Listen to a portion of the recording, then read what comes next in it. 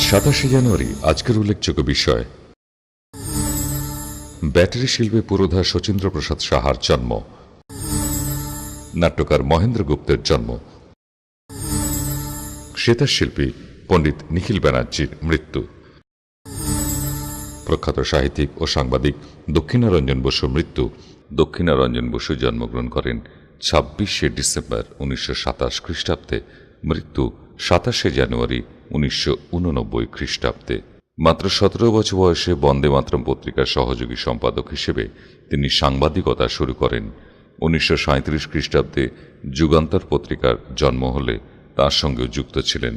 বার্তা সম্পাদক হিসেবে 1976 খ্রিস্টাব্দে তিনি সেখান থেকেই অবসর নেন। তিনি প্রায় 2 দশকের বেশি কলকাতা বিশ্ববিদ্যালয়ের সাংবাদিকতা বিভাগে অধ্যাপনা করেছেন। অবসর নেবার কিছুদিন পর উত্তরবঙ্গের একটি পত্রিকা গোষ্ঠীর সঙ্গে যুক্ত ছিলেন। উপন্যাস, প্রবন্ধ, গল্প, কবিতা ও ভ্রমণ কাহিনী সহ প্রায় 70টি গ্রন্থের তিনি রচয়িতা ছিলেন। দীপঙ্কর, দীক্ষিত, নিরঞ্জন, লঘুগুরু প্রভৃতি ছদ্মনাম ব্যবহার করতেন। তার রচিত গ্রন্থ শতাব্দীর সূর্য, রোদ জল ঝড়, কালো মেঘ, পোড়ামাটি, স্বপ্নকোরক, আরও সূর্যের কাছে প্রভৃতি উল্লেখযোগ্য।